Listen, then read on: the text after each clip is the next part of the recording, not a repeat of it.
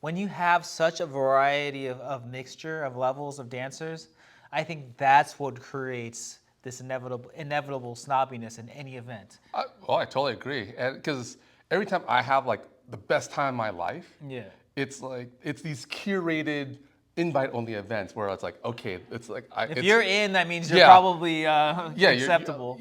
All right, we are back, and today we are going to talk about in this episode the different personalities you see in the milongas, and it's kind of occurred to us that almost in every tango event you kind of see the same archetypes of people.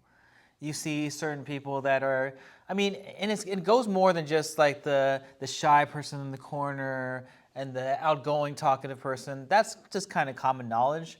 But what are the more like specific archetypes that you notice at your milongas, and what do they all have in common? And do we make some wrong assumptions about some of these quote unquote archetypes in the milonga?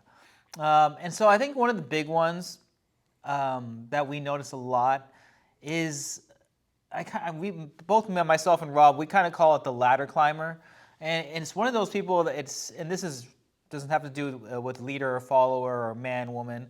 It could be anybody, but the ladder climber is usually the person that really just tries to ingratiate themselves with the people of higher status, whether it be that they're teachers or that they are DJs or that they are organizers or they are, in a groups of the really popular dancers, whatever that might be. We notice that there are some people that kind of fit this bill, fit this archetype. And to me, it's kind of the one that I think is really kind of obvious. It's one of the more obvious ones. And so, and I kind of detest the ladder climber ones because it just seems so disingenuous. disingenuous, yes. Yeah, no, totally. I mean, I this is tough for me to say because sometimes I do things that come off as disingenuous just because I see myself as like Mr. Community, trying to get everyone together, kind of a thing. Yeah. And sometimes that try hard feeling comes off as disingenuous because it's all small talk and all that kind of stuff. So I get that, but on the flip side, there are people like, you know, they also have that small talk, but they're only like focused on a specific group of people, and it comes off as disingenuous because they're only focusing on a certain a group of people. But I've made that huge mistake, especially for a few people that I'm just like, I peg them as a ladder climber, and really it's just they're more introverted and careful about who they associate with because maybe they've been burned before. They might have been involved in a lot of drama in their previous social life or whatever. So they're more careful, and maybe because they have because they look a certain way, people gravitate towards them. Sure. And I've made that mistake with a few people who I've become friends with later. But I remember when I first met them, or when I first saw them, I'm like, okay, I'm staying away from this person because they have no time for me. They've got, there's like, I'm just going to be a resource for them, and that's all I'm going to be. So let's not even like attempt, Yeah. So have you been wrong? Like I've been wrong. Well, I mean, they could still be a ladder climber, even though they could be a nice ladder climber. I mean, you didn't really kind of to make anything that they're not a ladder climber, because usually what a ladder climber does is they kind of go to the table where all the teachers are at and just kind of mingle there and hang out there, and yeah, they don't try to move around anywhere else, and they just kind of Yeah, you're right. They could possibly be the ladder climber, but I guess for me, I kind of make that observation of like, am I just a rung, or can we have a personal relationship of like being friends? And normally I avoid them because I'm like, I don't see I don't see myself being in their circle. Yeah. And that's kind of my fault because I make that decision of I'm not going to associate with this person without even thinking about like like it's me being judgmental is what I'm saying. Sure. And You're right. They could be a ladder climber. They cannot be, but I make the judgment call, and sometimes, and for a few people, it was a very, very bad call because again, they could have like they could have been.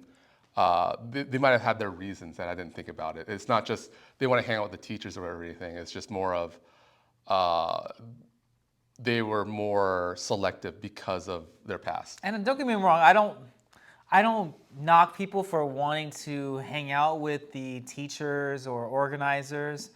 I think the only issue for me when I see it is that they don't leave that arena ever. And Yeah. so, I could go to the teacher's table, talk, mingle, maybe dance with somebody.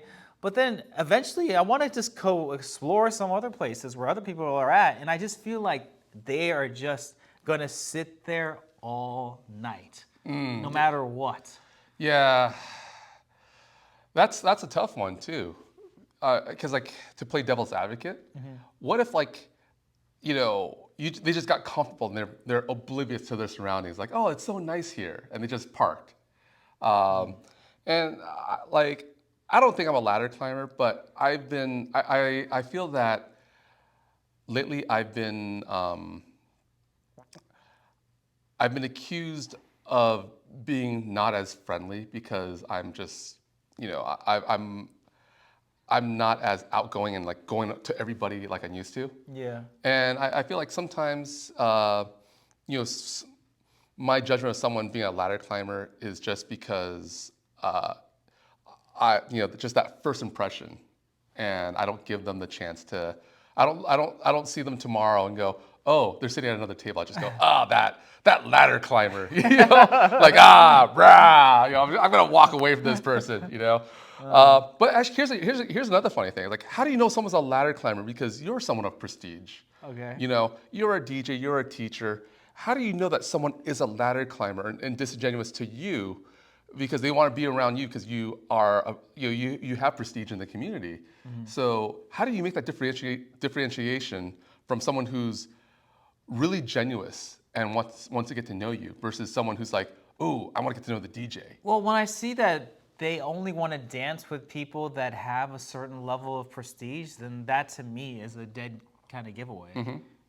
They're not dancing with just anybody. There's a specific category of people that they only dance with, or they're just waiting. Like they are willing to wait the entire night to dance with the one person that they're going after. It's just like, Yeah. wow, okay. All right. To each their own. You don't have to dance every tanda, but my goodness, you're gonna sit out for 5 hours to hopefully get one tanda. Kudos to you, but just. Yeah, no, I get that. Just- But and the thing is, it creates a logjam, especially if you're a solid dancer, right? Because one person's waiting to dance with super pro, and then because that person's waiting, then it creates a line because that person's waiting for this person, and this person's waiting for that person, and no one's dancing because this person's waiting for the other thing. So it's like a chain of just like a logjam chain. yeah. So what if it's like a weird game of chicken?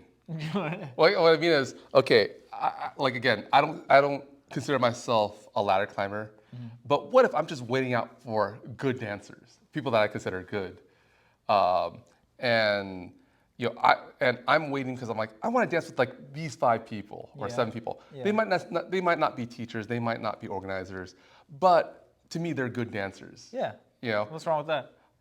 well, I guess that's my point. Is like, what if someone that we see as as a ladder climber is just waiting out for people that they think are good dancers?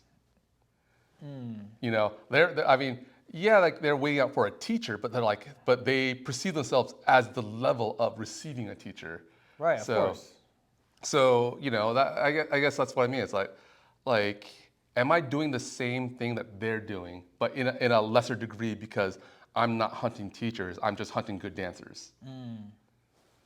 That's a good point. And I think that's what makes any kind of social event in tango this kind of snobby, like it's not friendly. I think it happens when you have a mix mash of levels, right? When you have a lot of experienced and good dancers, and then just a mix of just like beginning, then intermediate, like not so experienced. When you have such a variety of mixture of levels of dancers, I think that's what creates this inevitable snobbiness in any event. I totally agree. And because every time I have like the best time in my life, Yeah. it's like it's these curated invite-only events where it's like, okay, it's like If it's, you're in, that means you're Yeah. probably yeah, acceptable. yeah. But at the same time, let's take encuentros for example. Encuentros are invite-only, right? But it's not about skill. It's not necessarily about skill like some of these other invite things, but it's more about adhering to traditional codes. So they have a very, so when I go over there, I have a lot of fun because we all have that same mindset, Yeah. And I think that's where it comes back down to is that it doesn't necessarily have to be like a small spread in experience and skill, but it's something more along the lines of like the same mindset so that we have something to connect with each other. I mean, yeah, we can say, oh, yeah, we all connect in tango, we all connect in the dance, but it's almost like we're searching for a specific flavor, a specific thing. And I can see that. It's Yeah. almost kind of like music. So it's funny because people ask me, "Oh, Derek, what's your favorite orchestras?" And I'm always going to say like Pugliese or Late Troilo or these kind of things. And these are more of the complex kind of orchestras where I'm just not going to dance with anybody. And so if you play these songs, and I'm just talking to the DJs now, yes, if you play these types of orchestras, there's going to be a good chance either I'm going to love it, but I'm going to be sitting out because I'm not. It's one of those things where I have to find someone like-minded that is willing to share that same excitement and share the same thing that I can express to the music. And to me, those kinds of like tandas are super specific, and because of that, you're either going to get me A, sitting out, or B, dancing with like one of my favorite dancers. There's like no in between. Yeah, like and, especially and so yeah, like if you're a DJ, you should play actually not those things as much. You should actually probably play more of the, hodgepodge of like it's not so complex. It's kind of like you could dance this with anybody and it wouldn't hurt your musical spirit. And so I think that's why a lot of DJs that are successful, especially on the marathon circuit, they have learned to play the tandas that it doesn't matter who you dance with. I totally agree with that because, man, we used to have Tito Tango. Like I love them. I love those guys. Tinto Tango. Tinto Tango, thank you. Yeah. But we get that we get the Piazzolla. Because they play Piazzolla so well, but it's almost like, oh, dude, who am I gonna dance with? Yeah, it's like I love this, but I'm not gonna dance with just anybody. Yeah, but here's what comes with another personality, which is the people who just who just kind of fall in to like I don't want to say politically correct, but it's almost like the tango correct things to say. What do you mean? Okay, it's almost like sometimes when people go, oh, I love Pugliese, right? Yeah. You're like, okay, great, everyone does. Right? I get that. But then it's almost like, if you love Pugliese so much, like, why can't you dance to Pugliese? You might love it, but dang it, I don't know. I don't know if I love dancing it with you. Right? It's like I'm sorry, but it's almost like, how can you love something and only hear like the flat beat? When it's like there's so many layers, it's so beautiful in many ways, and like the thing you choose, it's kind of like someone goes, I love fine dining, and you're like, great, what do you want to eat? Cheesecake Factory. And I'm like, what? And that's how I feel about like, because like it's almost like it's the. Again, it's like not politically correct, but it's like the milonga acceptable thing to say. It's like, what do you love? Oh, I love I love Pugliese. Oh, I love D'Arienzo. I love Yeah. and like everyone says this because it becomes like this parroted thing that everyone agrees upon. But sometimes I feel like people echo just chamber. Yeah, I feel like people just say it because just to be accepted in the group, and it's not like they really know or understand it. And That's an interesting point. yeah, and I feel like that's another personality I see a lot. Like, especially these people who write these like long essays on Facebook about. Isn't that you? It is me. Well, actually, I would say it was me. No, I fell into that. I totally agree. Okay. I used to write long essays about everything, you know. Not so much anymore because because I'm way too busy now. I feel like. Yeah. So that was, I would say for a long part of my tango career, I would say I was the tryhard. Like I would call myself the tryhard, the guy who's like who's trying hard to be noticed, who's trying hard To me, I really hate that that's a knockoff word. What, tryhard? Yeah, I like the word try hard. I think you should try hard. I think everyone should No, try everyone hard. should try hard, but it's try hard to do what?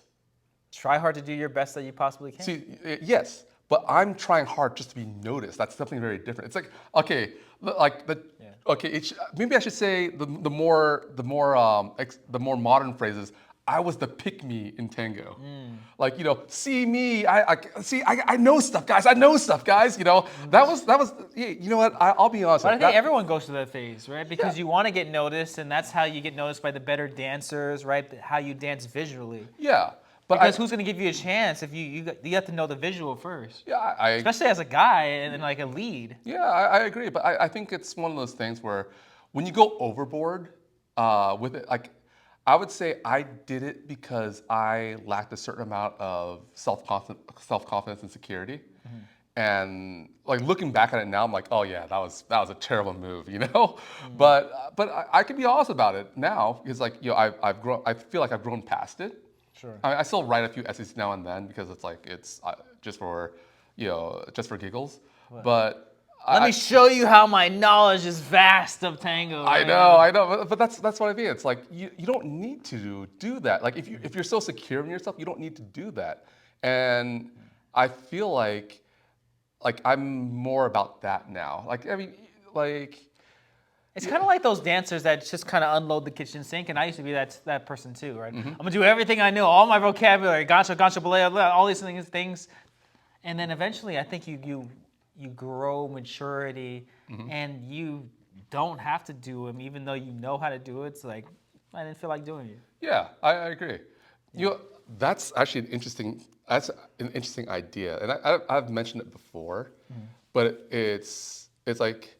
The sign of a mature dancer is someone who can do something, has the ability to do something, but chooses not to because it's not the right time or it's not the right place or not with the right person. But like they're mature enough to know when the right time is, you know. And so like it's almost like they have it in reserve. It's like they practice it, they can do it, but it's like it's not the right time to pull out that super move, you know. And I think that's definitely a sign of maturity, where like you can do all that crazy stuff, but have the temperament and restraint to keep it simple or to keep it within reasonable means. Yeah. The flashy guy. Yeah, I guess women too, because actually it's not just guy. It's anybody. The flashy person. Oh, I think I'm going through that phase right now. The flashy? Oh, because I was never really flashy, but now it's like I'm really starting to enjoy the flashy. Because I always avoid being flashy because I'm like, oh, I'm a big, heavy guy. I'm kind of slow. It's like, yeah, I don't need I'll just be cuddly, you know. And no, have you seen a lot of these like Argentinian pros that are big and just like fly everywhere? Yeah, well now, but I think back then, like back 10 years ago. I always saw like the really skinny guys flying everywhere, and like the big guys were just more like slow and elegant, and you know, or like there's just milonguero, like I'm just gonna keep it simple and like, you know, like use my soft belly to seduce a woman, you know. Yeah. So yeah, like I kind of went in that mode, but now it's, especially with stage, it's like I'm doing more flash. I really enjoy it. I mean, Why not? I think you should try to tap into all avenues as possible, and then again, keep what you want, discard what you want, and then you have whatever you can do. Yeah, yeah. You're not limited. You can do all these various things. No, definitely. But here's the other question is, well, because like we talked about the mature dancer, right? Yeah. And I think that's one of those things where, like, you reach a certain maturity, but then when do you switch? Let's say, like, I feel like I reach a level of maturity, but then I switch back and because I'm learning something new, and I'm like, it's like, ooh, new toy, you know? Oh. And You just go in phases of things. yeah, so it's like I go back to becoming immature, and then like and maybe it'll be another 5 more years till I find my level of maturity again. You know, it's just kind of funny where when people talk about maturity, it's like it's the end. You know, you're a mature dancer. You make mature decisions. You make, you know, No. and It's ever changing. yeah, and for me, it's almost like I reach a level of maturity, and then I realize, nah, it's not fun. Let's get Let's crazy. mix the deck again. Yeah, and then then I'm an immature little kid doing crazy stuff. Everyone's like, "Get off my floor, kid!" You know, because you're being too crazy. But you know, we all have. I think it's very Spicing it up sometimes. Yeah, I think it's cyclical. Like this idea of maturity, immaturity. It's a very cyclical journey, and I'm back at the beginning again. But yeah, I think this is probably going to be like a part 1 of this kind of series because we only covered a couple of archetypes here. But if there are any personality archetypes that we missed, because obviously we only covered a couple, let us know, and maybe we'll do like a part 2 of this one. Because actually, I think personalities in tango is a very interesting one because it is so vast, and I think that's what makes it great because we see so many different personalities or assumptions of personalities. And yeah, it can be totally wrong, or sometimes even spot on. Yep. Who knows? But yeah, thank you so much for watching, and we will catch you on the next one. Thanks for tuning in to this episode of Left Foot, Right Foot. We appreciate your support, and make sure you click that subscribe button and that like button. It really helps with the algorithm, and also you receive all our latest updates. Thank you.